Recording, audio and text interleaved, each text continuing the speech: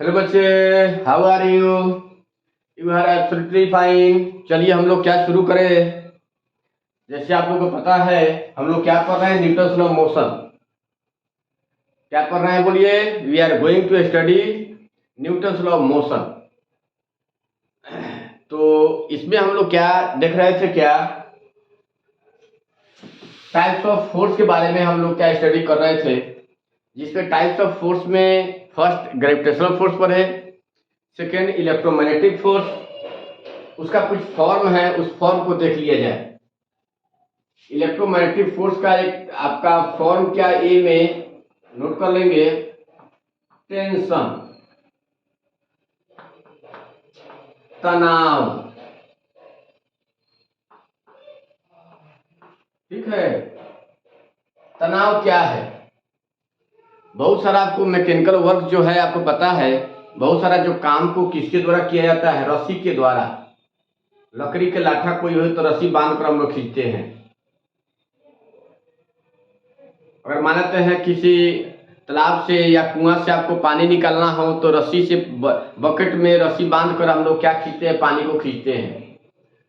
यानी रस्सी के सहारे हम लोग बहुत सारे आपको मैकेनिकल वर्क को कंप्लीट किया जाता है। तो जिसमें रस्सी के द्वारा जब हम लोग किसी बॉडी को क्या करते हैं, मैकेनिकल वर्क करते हैं, यानी एक जगह से दूसरी जगह खींचते हैं, तो रस्सी में जो फोर्स लगता है उस फोर्स का नाम क्या रखते हैं, टेंशन। रस्सी में लगने वाले फोर्स का नाम टेंशन होता है, याद रखेंगे। ये किस टाइप का फोर्स है? इलेक्ट्रोमैग्नेटिक फोर्स है। कोई पूछे टेंशन क्या है, तो रस्सी में जो force exist in the string, रस्सी में लगने वाले बल को हम लोग टेंशन कहते हैं। यह जो किस टाइप का फोर्स है, इलेक्ट्रोमैग्नेटिक फोर्स है, विद्युत चुंबकीय बल है, उसी का टाइप से उसी का फॉर्म है। तो याद नोट कर लेंगे इसमें, the force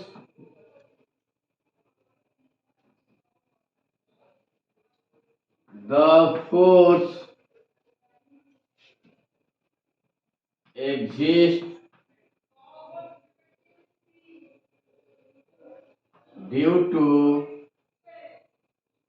exist in the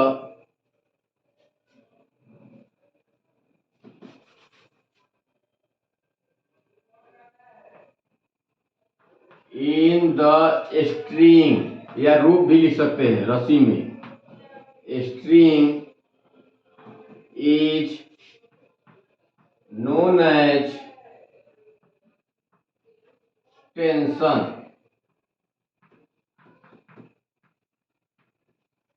It is denoted by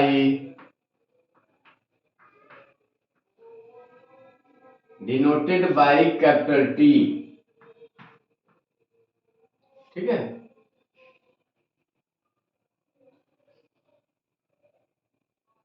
tension in the string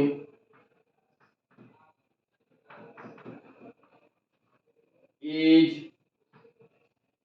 along the length of the string।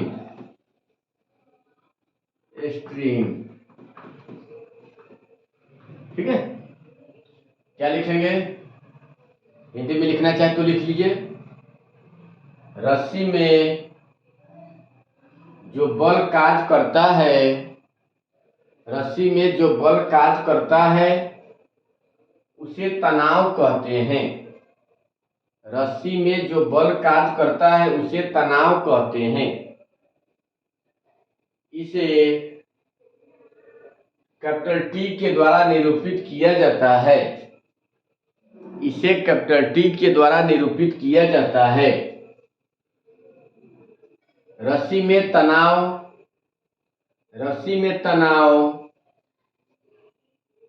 लंबाई की दिशा में होती है। रस्सी में तनाव लंबाई की दिशा में होती है। याद रखिए, कहीं भी टेंशन आ जाए तो समझिए रस्सी में लगने वाला फोर्स है, जिसका नाम क्या रखते हैं, बोलो, टेंशन। ठीक है, रस्सी में जो फोर्स लगे उसका नाम क्या है बोलेंगे? टेंशन।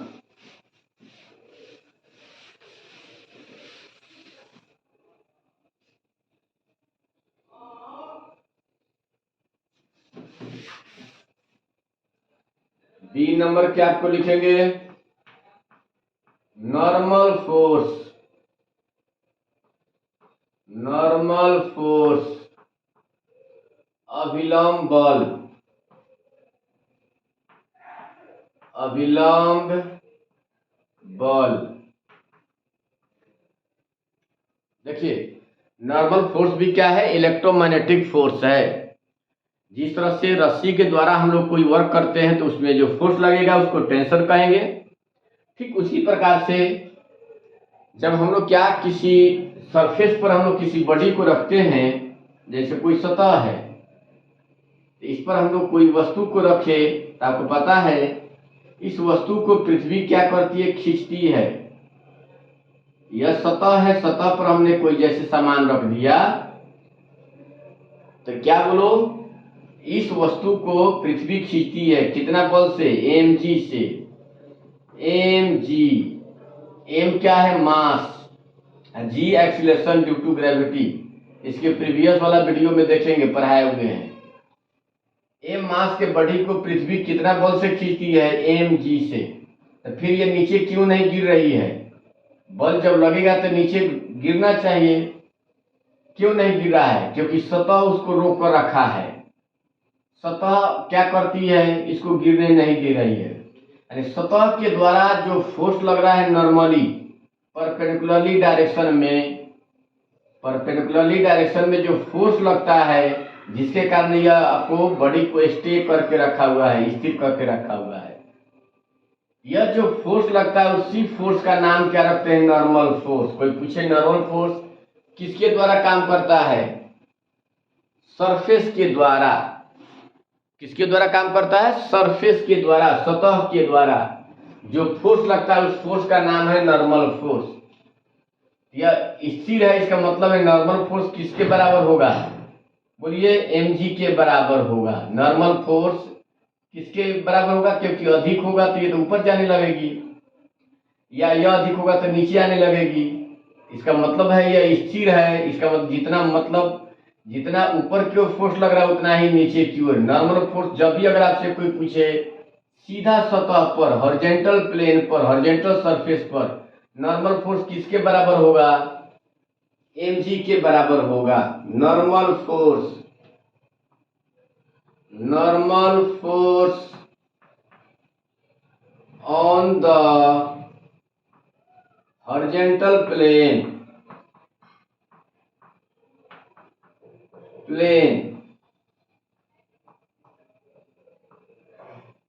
क्षैतिज सतह पर, क्षैतिज सतह पर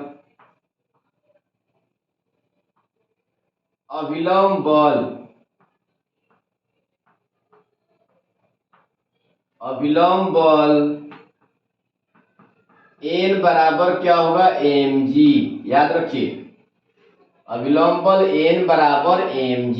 क्षैतिज सतह पर अभिलंब बल का वैल्यू पूछे, n बराबर mg। ठीक है। अब यह एक और सतह होता है, नोट कर लीजिएगा, इंक्लाइंड प्लेन। क्या बोलेंगे? इंक्लाइंड।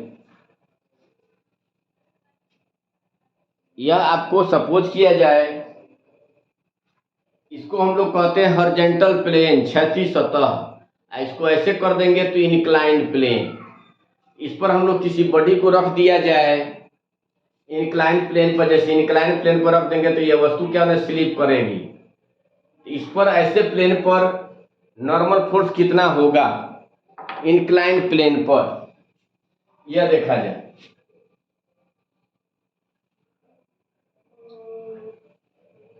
कितना एंगल से उठा हुआ है सतह? थीटा से। इंक्लाइंड प्लेन पर कोई वस्तु रख दिए हैं, ठीक है। पृथ्वी की खींचती कैसी है? पृथ्वी एकदम वर्टिकली डाउनवर्ड में ऐसे खींचती है पृथ्वी।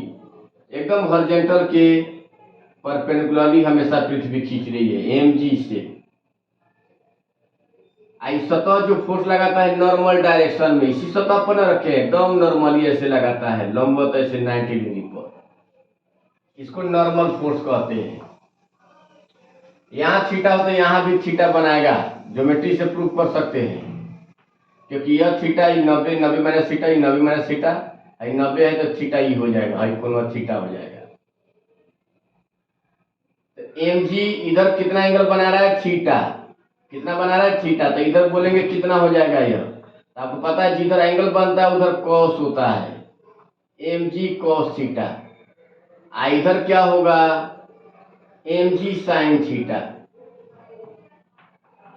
तो कोई पूछे इंक्लाइन प्लेन पर किसी सतह किसी बॉडी को रख देंगे तो कितना से स्लिप करेगा, एम जी साइन थीटा से।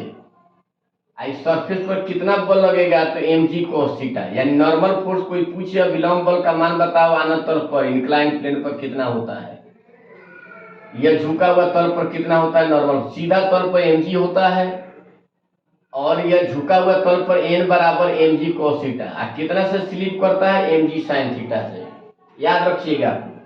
तो नॉर्मल फोर्स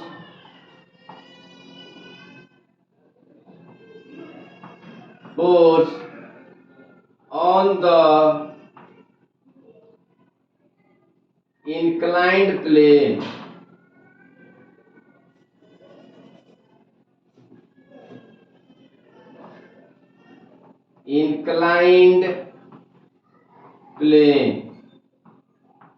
हिंदी में क्या कहे, आनत या नति या आनति या अभिनत तल पर अभिलंब बल एन बराबर एम जी कॉस थीटा। याद रखिएगा, जब भी कहीं इंक्लाइन प्लेन आ जाए नॉर्मल फोर्स का कोई पूछे वैल्यू तो एन बराबर एम जी कॉस थीटा। कितना से स्लिप करेगा, एम जी साइन थीटा से, यानी स्लाइडिंग फोर्स, फिसलने वाला बल, स्लाइडिंग फोर्स, फिसलने वाला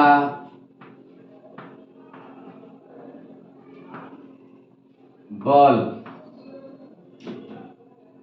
फिसलने वाला बल बराबर एम जी साइन थीटा।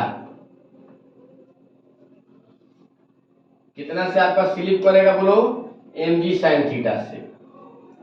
कितना से इस पर नॉर्मल फोर्स होगा, एम जी कॉस थीटा। हमेशा याद रखिएगा, कोई पूछे झुके हुआ तल पर सतह पर कितना बल लगता है सतह के द्वारा या सतह पर, एम जी कॉस थीटा। कितना से स्लिप करता है, तो एम जी साइन थीटा से, याद रखेंगे। ठीक है, यह क्या रहा आपका नॉर्मल फोर्स। सबका डेफिनेशन ना हो तो पीडीएफ बनाकर आपको डाल देंगे, और कितना का डेफिनेशन इसमें लिखाया जाए आप लोग नोट कर लीजिएगा, केवल बात समझने वाला समझिए इस पर। पीडीएफ में अपना देख लीजिएगा इसका थ्योरी क्या है, तो अपना क्लियर हो जाएगा। सी नंबर अब क्या है, स्प्रिंग फोर्स।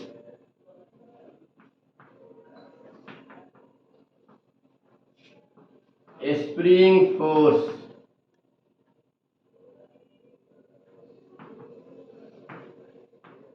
स्प्रिंग बल या कमानी बल,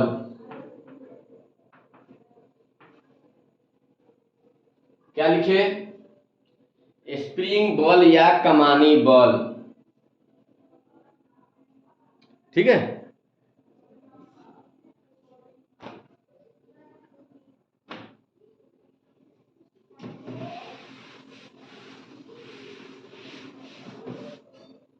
देखिए, स्प्रिंग बॉल या कमानी बॉल किसे कहते हैं?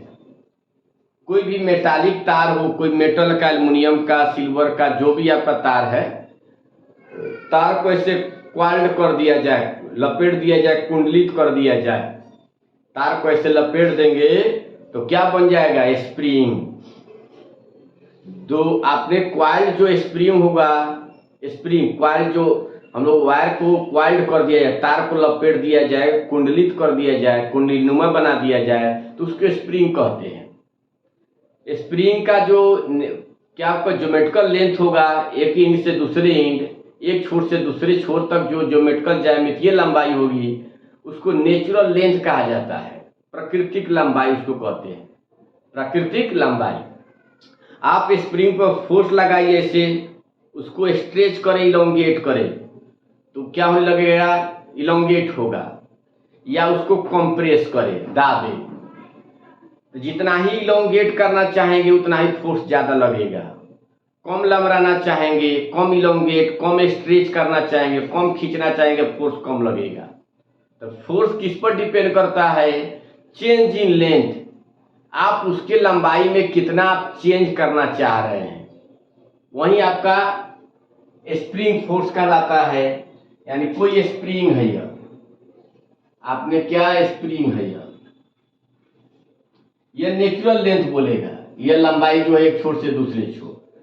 आप क्या किए, इसको मानते हैं कहीं ऐसे किसी रिजिड सपोर्ट से बांध कर, इसको हम लोग क्या कर रहे हैं? खींच रहे हैं, चाहे दोनों ओर से आपको पकड़ कर खींच रहे हैं, क्या होगा? आपको इलोंगेट हो जाएगा। फोर्स लगाए हैं, एक फोर्स, लमर जाएगा। कितना लमरा? तो एक्स मान लेते हैं। तो वहीं कितना लमराना चाह रहे हैं, इलोंगेट करना चाह रहे हैं, यह फोर्स का वैल्यू एक्स पर डिपेंड करेगा। तो स्प्रिंग फोर्स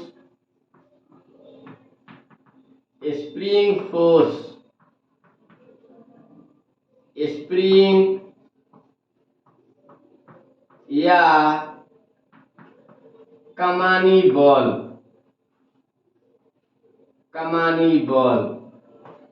एक समानुपाती क्या हो जाएगा? एक्स। ऐसे मोड में रखिएगा। क्यों मोड में रखेंगे? क्योंकि हो सकता है आप क्या उसको इलोंगेट करना चाहिए या इसको कंप्रेस दबाना चाहेंगे, तो लंबाई उसका कम होगा, तो निगेटिव में नहीं लेना है।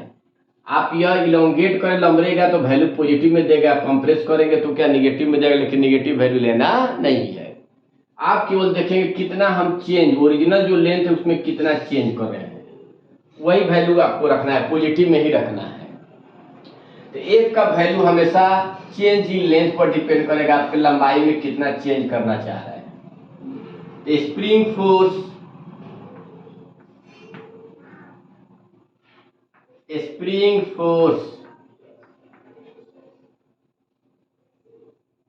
यानी का स्प्रिंग बॉल या कमानी बॉल,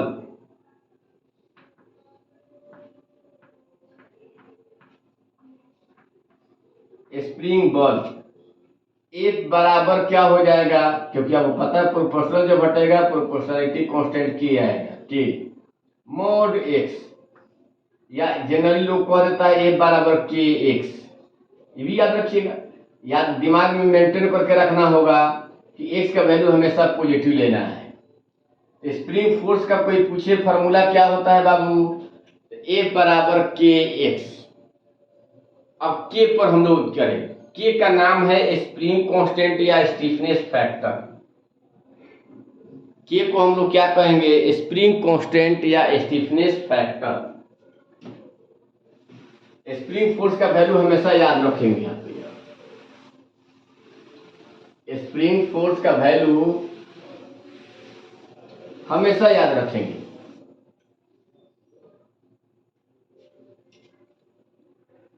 तो याद रखिए, स्प्रिंग फोर्स स्प्रिंग बॉल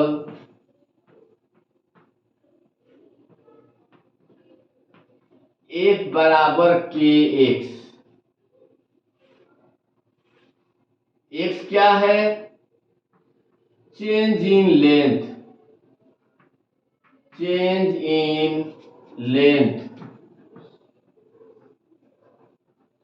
लंबाई में परिवर्तन, लंबाई में परिवर्तन। के का नाम क्या है? स्प्रिंग कांस्टेंट, स्प्रिंग कांस्टेंट, या इसका नाम बोलेंगे स्टीफनेस फैक्टर,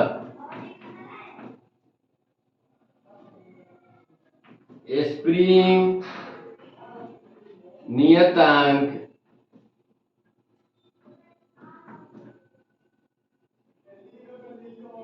या सुदृढ़ता गुणांक,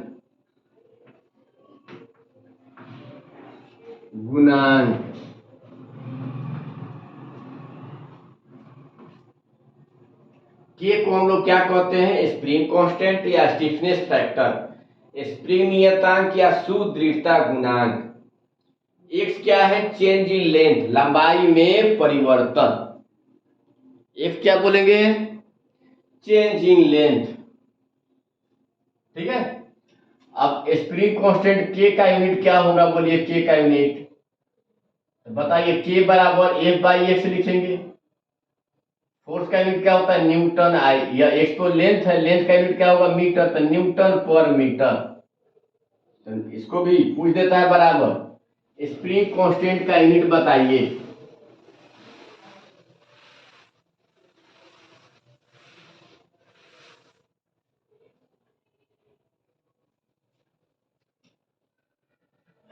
The SI unit,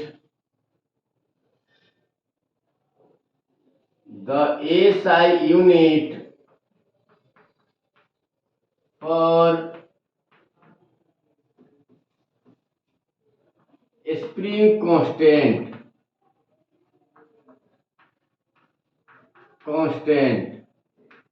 इज, याद रखिए, न्यूटन पर मीटर। स्प्रिंग नियतांक का एसआई मात्रक, स्प्रिंग नियतांक का एसआई मात्रक न्यूटन पर मीटर।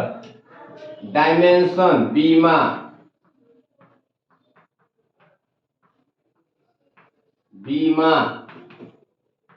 न्यूटन का तो एम एल टी माइनस 2 हुआ, मीटर का L M L 0 T minus 2 बराबर। याद रखिएगा, ये पूछता है ऑब्जेक्टिव में। स्प्रिंग नियतांक का एसआई मात्रक न्यूटन पर मीटर, बीमा क्या होगा? M L 0 T minus 2। यह क्या रहा आपका?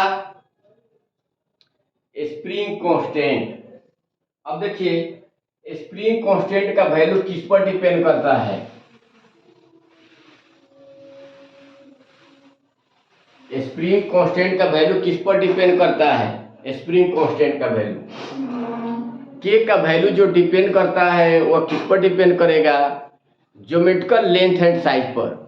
क्योंकि अगर आपसे कहा जाए दो स्प्रिंग दिया जा रहा है, एक एल्युमिनियम का है एक लोहे का है, दो स्प्रिंग आपको दे दे, एक एल्युमिनियम का एक लोहे का, दोनों का मोटाई भी समान है और लंबाई भी समान है, लेकिन एल्युमिनियम का एक लोहे का है।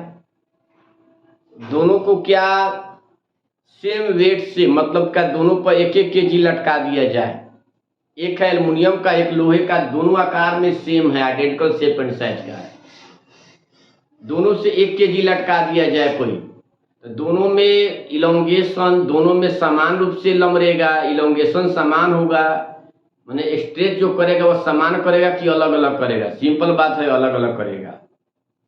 मटेरियल अलग अलग है, कोई हो सकता है कारा मटेरियल हो, लोहे का है, एक सॉफ्ट है ना। यानी नेचर पर डिपेंड करेगा कि आपका जो स्प्रिंग बना है वह किससे बना है, किस मटेरियल से। वहीं के का वैल्यू किस पर डिपेंड करता है? नेचर ऑफ द मटेरियल पर।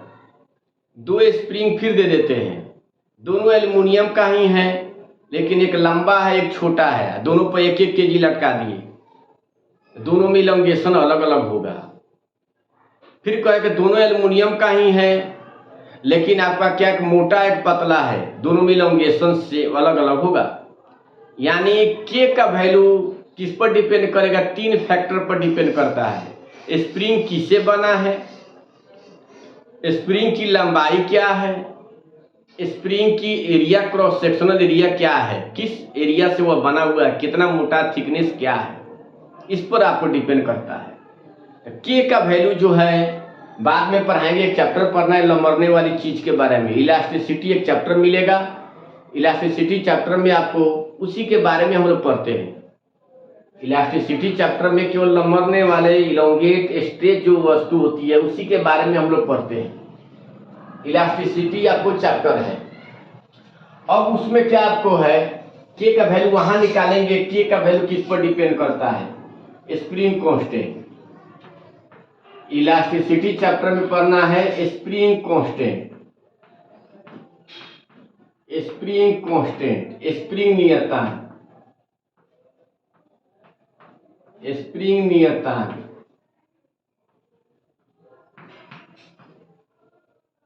के बराबर वहां पढ़ाएंगे gamma A by capital A, where gamma जो बताएगा नेचर का, सबका अलग अलग गामा का वैल्यू पढ़ाएंगे, इसको यंग्स मॉडुलस कहेंगे। इलास्टिसिटी चैप्टर में गामा का वैल्यू सब निकालेंगे। Nature of the material, nature of the material, पदार्थ के प्रकृति, सबके लिए अलग हो। जनरली 10 का पावर 11 के रूप में होता है पदार्थ के प्रकृति, इसका वैल्यू। ए मतलब क्रॉस सेक्शनल एरिया, क्या उसका cross sectional area. Cross sectional area का मतलब कितना मोटाई का एरिया का है, कितना मोटा स्प्रिंग है। अनुप्रस्थ काट का क्षेत्रफल, पूरा का क्षेत्रफल नहीं, मोटाई वाला क्षेत्रफल, काट का क्षेत्रफल, कितना मोटा स्प्रिंग का क्षेत्रफल का है उसका। एल मतलब लेंथ, लेंथ लंबाई, ठीक है। अब इतना चीज को दिमाग में रखिएगा। स्प्रिंग कांस्टेंट कोई पूछे किस पर डिपेंड करता है तो कहिएगा नेचर ऑफ द मटेरियल, पदार्थ किससे बना है स्प्रिंग, उस पर डिपेंड करेगा। मोटा आपको स्प्रिंग रहे तो उसका के का वैल्यू ज्यादा होगा, तो के ज्यादा होने से ए बराबर के एक्स है, के ज्यादा रहेगा तो फोर्स भी ज्यादा लगेगा। पतला स्प्रिंग रहेगा तो एरिया कम होगा तो के का वैल्यू भी कम होगा, तो स्प्रिंग फोर्स भी कम लगेगा। लंबाई ज्यादा होने, ज्यादा लंबा स्प्रिंग होगा तो फोर्स का वैल्यू क्या होगा, लंबा स्प्रिंग में के का वैल्यू कम हो जाएगा, फोर्स कम लगेगा, कम फोर्स से लमर जाएगा। छोटा स्प्रिंग होगा तो के का वैल्यू ज्यादा हो जाएगा, तो उसके लिए ज्यादा फोर्स चाहिए। के का वैल्यू याद रखिए किस पर डिपेंड करेगा, नेचर किससे बना हुआ है, कितना मोटाई का एरिया का है वो, फिर लंबाई पर भी डिपेंड करेगा। 3 फैक्टर पर स्प्रिंग कांस्टेंट का वैल्यू डिपेंड करता है। आज हम लोग इलेक्ट्रोमैग्नेटिक फोर्स में 3 फॉर्म देखे, कौन कौन सा बोलो। पहला टेंशन, दूसरा आपको नॉर्मल फोर्स, तीसरा आपको स्प्रिंग फोर्स। कल आपको थोड़ा सा न्यूमेरिकल, इस पर बेस्ड आपको न्यूमेरिकल देखा जाएगा। इसका पीडीएफ जो है आपको हम भेज देंगे इसमें अपलोड करके। इसका आपको थ्योरी नोट का केवल हम लोग क्या कॉन्सेप्ट सीखते जाएंगे, पढ़ते जाएंगे, 1-2 न्यूमेरिकल पढ़ते जाएंगे, और बाकी जो थेसिस उसका थ्योरी वाला पोर्शन है आपको उसमें अपलोड कर दिया जाएगा। अपना क्या नोट कर लेंगे, इसी बात को बोला जाता है, लिखाया जाता है। तो टाइम का क्यों वेस्ट किया जाए, उसको आप पीडीएफ में भेज दिया जाएगा कॉपी से आपको, तो अपना नोट कर लेंगे। अब बाकी हम लोग न्यूमेरिकल करेंगे, केवल थ्योरी आपको न्यूमेरिकली प्रॉब्लम और उसके में फार्मूला कैसे फार्मूलेट हो रहा है उस चीज़ पर हम लोग देखेंगे, समझेंगे। यह कॉन्सेप्ट केवल सीखते जाएंगे और आगे बढ़ते चले जाएंगे। तब तक के लिए गुड बाय, नमस्कार, जय हिंद।